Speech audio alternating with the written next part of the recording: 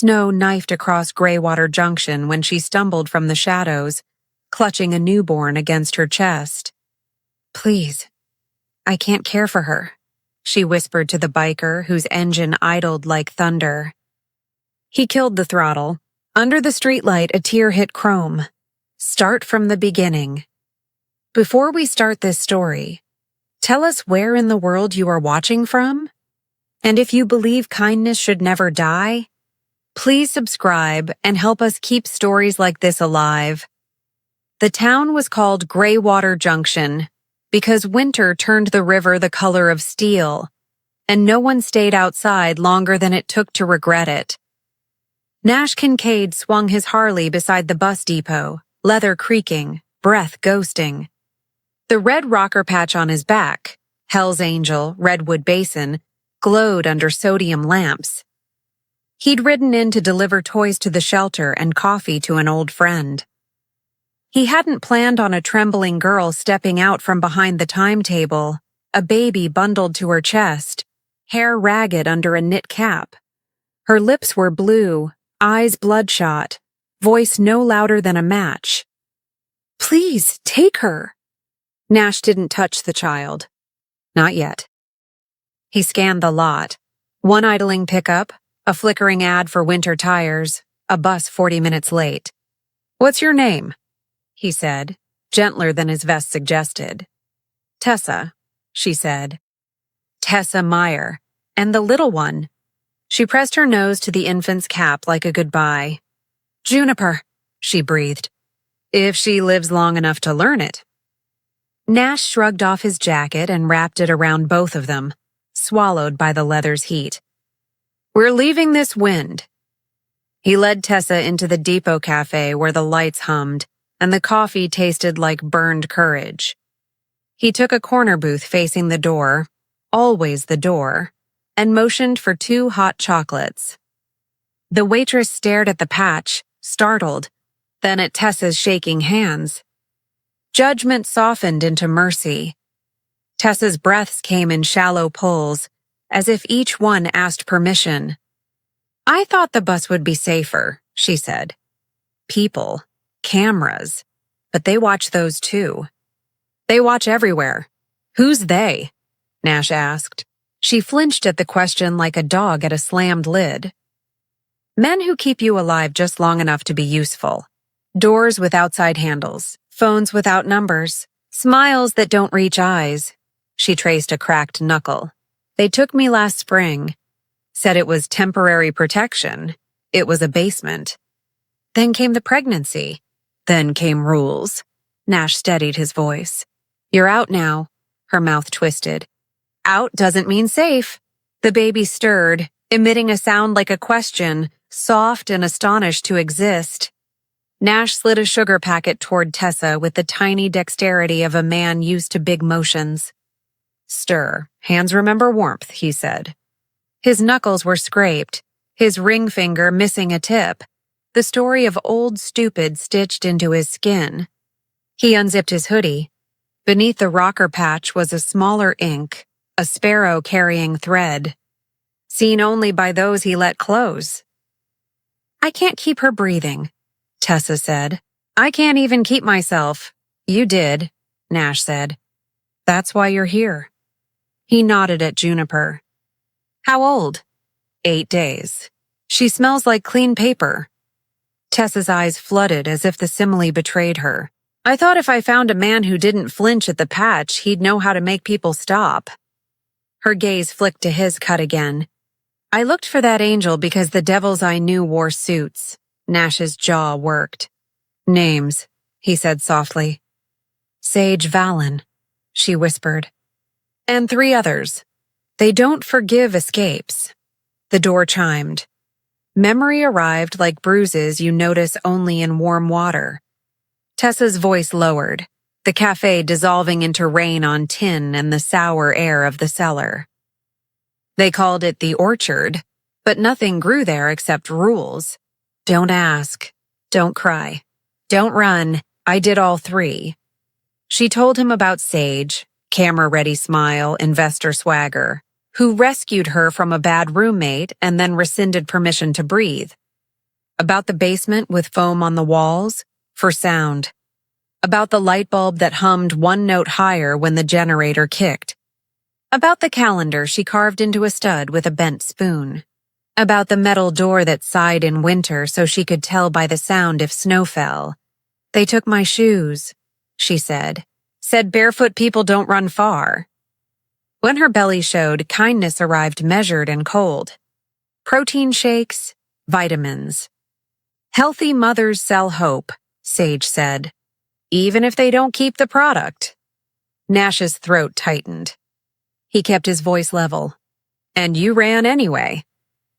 I learned the locks by touch, she said. Winter makes hands honest. The man who entered didn't belong to Greywater. City haircut? Camel coat? Shoes too clean for slush. He shook snow from his sleeves and scanned the room with the bored entitlement of someone who expects doors to open. Tessa went still, a terrified animal remembering snares. She didn't look at him. She shrank from his reflection in the napkin dispenser. Nash didn't turn his head. He adjusted the spoon on the saucer until its bowl caught the cafe's front window, a convex mirror. The man's ear flashed a symbol, a tattoo just behind the lobe, a slender branch with 3 thorns. Tessa had described it without knowing. They wear quiet plants. Nash slid his phone under the menu and typed with his thumb, one-handed and calm, Raven County Safe Harbor. Code Gray. The message went to 2 people, Isla March, the sheriff's sister who ran the shelter, and Fiona Hale, an ER nurse with a temper. Then he set the handset face down and smiled at Tessa as if telling a joke. You're not alone, he said. Not tonight. Not ever again. The camel coat man ordered nothing. He stood where the chalkboard menu cast a hard rectangle of shadow, angling his body to see every face. Nash kept the spoon mirror steady. Bathroom's back left, he murmured, voice casual. Window sticks, but opens. Tessa swallowed, nodded, and rose with Juniper tucked beneath his jacket like a second heartbeat. The waitress Margot caught his glance. 2 taps on wood, 1 small circle, the shelter's quiet signal for help. Margot nodded once and drifted toward the kitchen. The man's eyes drifted to Nash's patch. Polite smile, sharp quiet. Cold night, he said. Warms up if you order, Nash replied, easy as denim. His boot nudged a chair into the man's path, forcing him to choose. Step over or step back. He stepped over. Predators hate retreat. Margot tripped, sending a tray clattering, coffee blooming across tile like dark wings. The cafe startled. Heads turned. A bell chirped at the rear door. The kitchen's emergency latch flicked open. Nash lifted his mug, watching the spoon's reflection. Run, he breathed, so soft only the steam heard. The back hall smelled like soap and bleach. Tessa shouldered the restroom window, the frame protesting, then giving. Night air cut like knives. The alley sloped toward the river. Dumpsters wore white caps. A cat blinked and vanished. She climbed through, socks soaking in slush. Juniper tucked deep, heartbeat to heartbeat. She counted 7 steps, her luck number from the cellar, then ran. A pickup idled at the mouth of the lane. Isla March leaned out, scarf striped like caution tape. In. Doors locked, mirrors alive. They ripped across town, wipers ticking like a metronome for nerves. Safe harbor, Isla said. 2 minutes. Inside the shelter, Fiona Hale waited with warm towels and the kind of voice that stopped shaking. Baby first! They checked Juniper, fingers pink, breath steady, then Tessa, wrist bruises, heel cuts, a thinness born of rules. Fiona's mouth flattened. Trackers are fashion now. She slit the diaper bag's seam and pinched out a grain-sized disc. Cute. Isla set a decoy on the shelter's van and parked it at the interstate. Nash texted, Angel 3 diverting the tail. Engines answered like thunder far away. When Juniper finally slept, Tessa sat under a wool throw while Isla photographed the evidence with quiet, professional shame. The ducted heater ticked like a tired clock. "Tell it once," Isla said softly. "So the first time isn't in court." Tessa nodded, fingers around a mug she didn't drink. "Wherever people think the world stopped being kind." They laughed quietly. Then Juniper reached toward Nash, fingers opening and closing, her way of asking. He took her carefully, the weight of new life solid in his arms.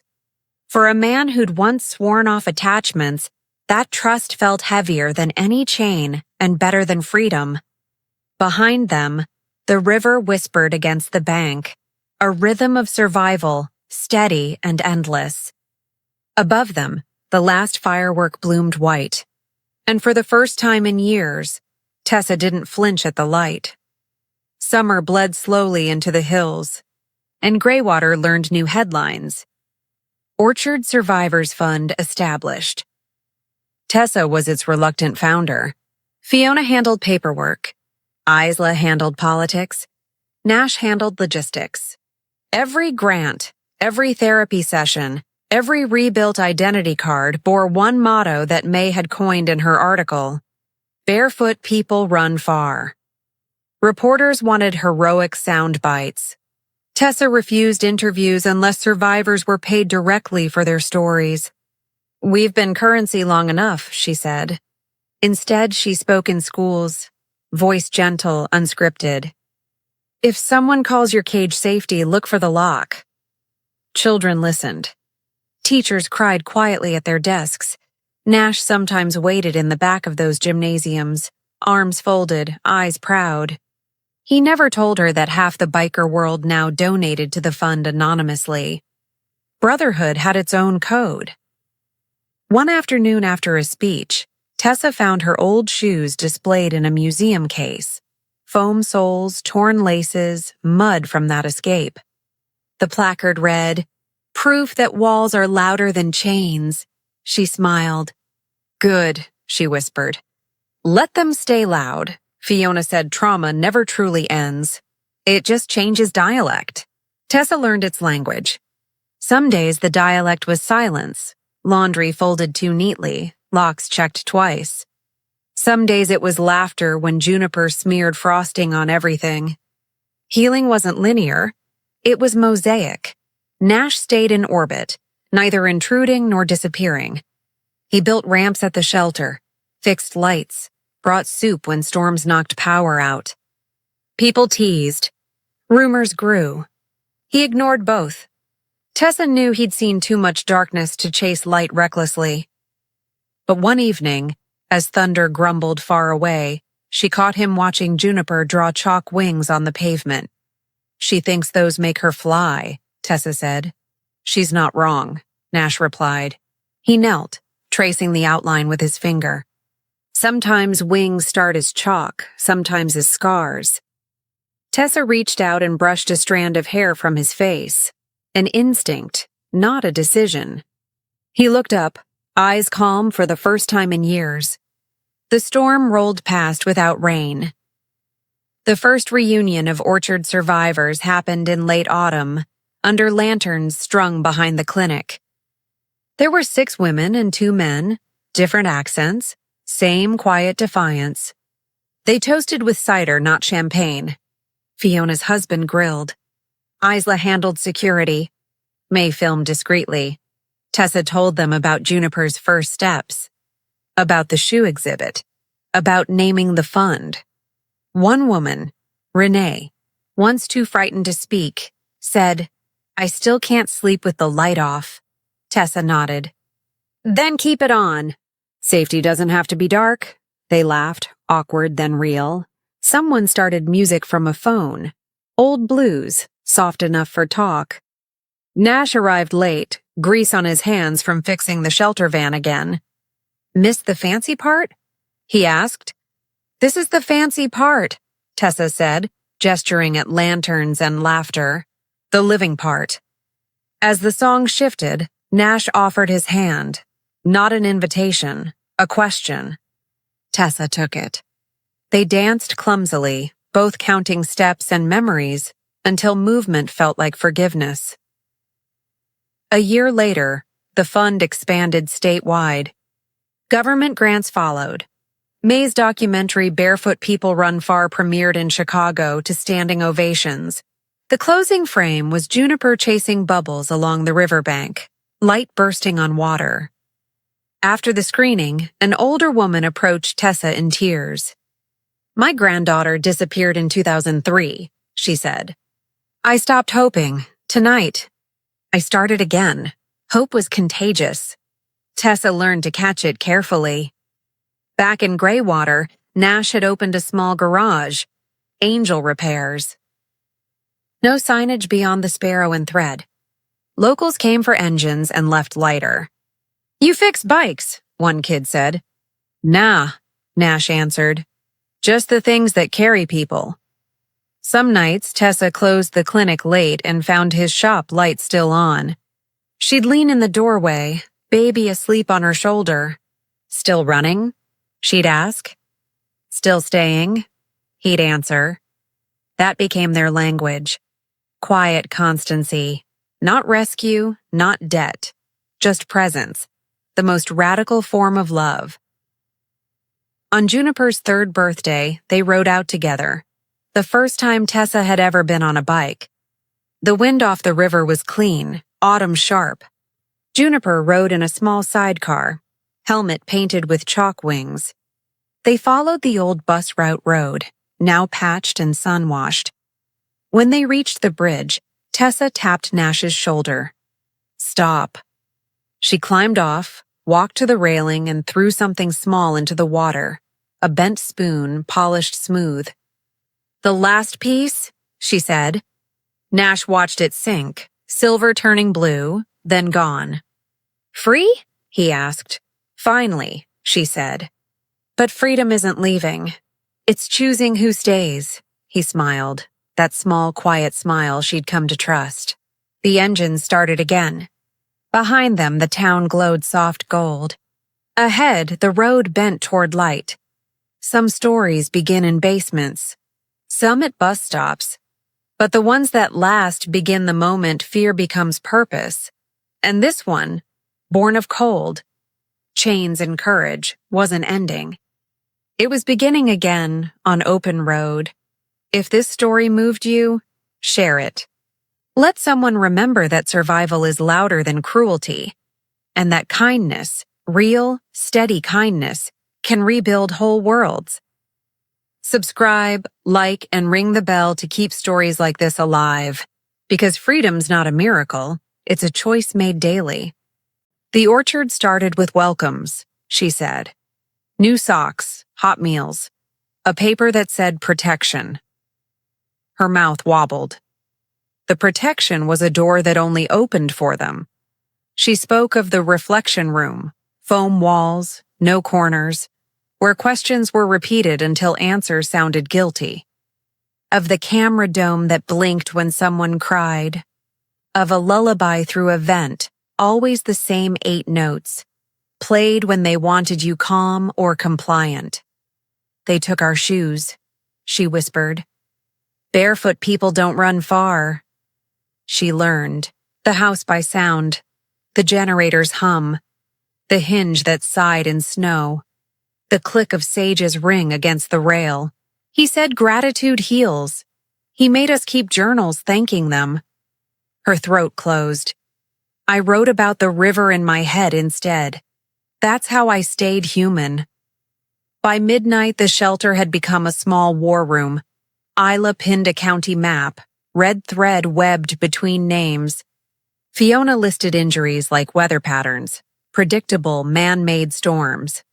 Nash messaged his chapter, Code Gray. Headlights stitched the town. Bikes idled in back alleys like patient wolves. "We need daylight, not just muscle," Isla said. "Bright light makes predators blink." Fiona called May McClendon, a journalist who chased trafficking stories without chewing victims. May agreed to sit on the story, until they had the victim safe and evidence duplicated in 3 places. Nash recorded Tessa's statement, then handed her the phone. Your voice, your terms. A text arrived on Tessa's old prepaid.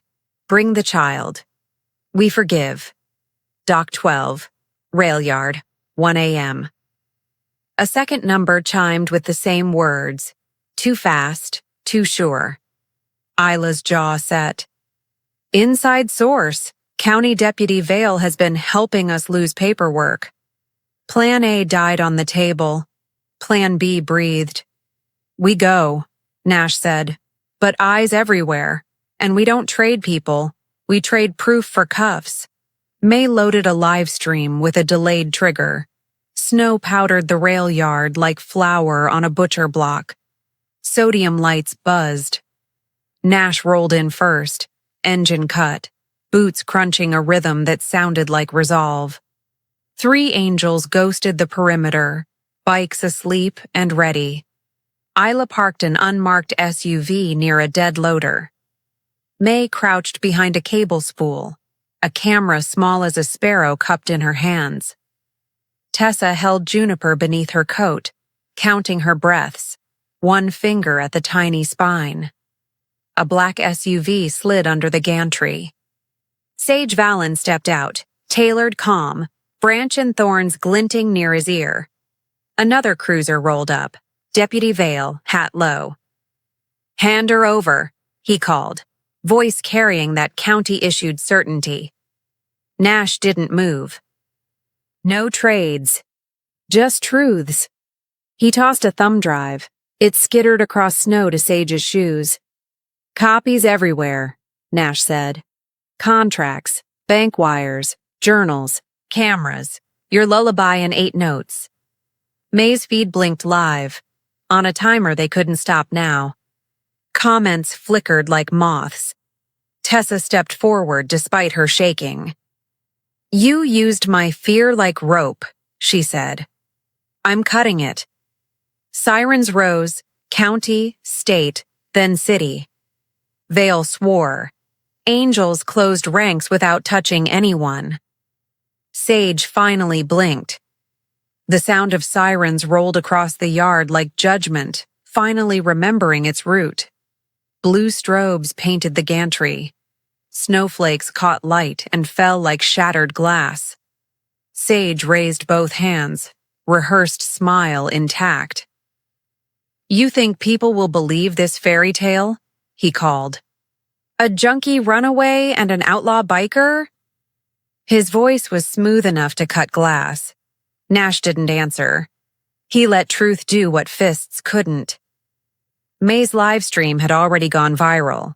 Viewers watching the timestamp, the trembling mother, the badge too friendly with the criminal.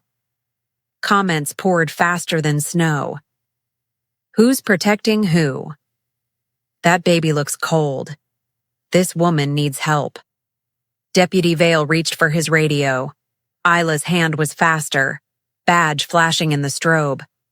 By order of the state task force, she said evenly. You're relieved. The cuffs clicked like punctuation at the end of a long sentence. Sage's calm cracked just once. When Tessa turned away from him, not running this time, just walking. That broke something he couldn't explain. He shouted her name, but wind stole it. At dawn, Greywater Junction looked different. The same snow, the same smoke from chimneys. But now police tape fluttered at Dock 12, and reporters chewed air for morning feeds. The orchard's name appeared in headlines with words like ring, trafficking, and arrested. Sage's lawyer arrived wearing outrage like perfume. Tessa sat in a hospital room that smelled of iodine and warm milk. Fiona bandaged her wrists, scolding softly about infections and frostbite. Juniper slept in a clear crib beside her, cheeks pink and oblivious. Nash leaned against the wall, leather jacket slung over a chair. You're safe, he said. She studied his hands, scarred, steady, incongruous beside the sterile white walls. You keep saying that, she whispered. Like it's simple. It isn't, Nash admitted. Safety's a daily decision, not a destination. The baby stirred. Both turned instinctively toward her. For a long moment, the world shrank to the tiny sound of breathing between them. What happens now? Tessa asked. Now? Nash said. Now we make sure no one else ever ends up where you did. The hellsangels of Redwood Basin weren't saints, but they were men who understood debt. For weeks, they rode logistics for the investigation, escorting witnesses, guarding shelters, delivering evidence runs the state couldn't risk leaking. Locals whispered about the angels who turned shepherd. Nash ignored the myth. Results mattered more than reputation. Tessa testified by video, her voice steadier than her hands. Each question peeled another layer from the months in the cellar, but she didn't look away. When asked how she escaped, she said, "I memorized sound." The prosecutor blinked. Sound? The hinge, the vent, the hum between lies. The trial was long, the verdict inevitable. Sage and his partners received life without parole. The judge's gavel fell like a door finally closing from the right side. Outside, reporters swarmed. Nash guided Tessa through them, Juniper bundled close. Flashbulbs popped, but Tessa didn't flinch. They wanted my story to end in silence, she said quietly. Let them hear every word. Freedom wasn't loud, it was calm. Spring cracked winter's shell. Greywater thawed, and the river turned from steel to mirror. Tessa rented a room above Fiona's clinic, helping with patient files, learning what quiet sounded like. Juniper learned laughter. It came first like hiccups, then like song. Every giggle rewired Tessa's brain toward living. Nash still rode through town sometimes, dropping by with groceries or spare parts for the shelter van. Angel mechanic? Isla teased. He'd shrug. Better title than sinner. The truth was, he didn't know what to do with stillness. Every silence felt like someone else's danger. One evening, Tessa found him outside, fixing the clinic's sign in fading gold light. You ever think about leaving? She asked. Every day, he said. But I keep finding reasons not to. Maybe that's called staying, she said. He looked at her then, really looked, and saw not a victim but a survivor, her hair grown back, eyes sharp again. The kind of strength that stops storms mid-sentence. He nodded once. Maybe it is. Juniper's first birthday, they gathered at the Riverside Park. Isla, Fiona, May, half the angels, even Sheriff March, who brought cupcakes and public apologies. Tessa held her daughter as fireworks from the county fair winked beyond the tree line. Juniper clapped at every burst like it belonged to her. Nash sat nearby, boots in the grass, the night breeze flicking his hair. You should ride again, Tessa said. You look strange standing still, he smiled. Maybe I will. Maybe we both should. Where to?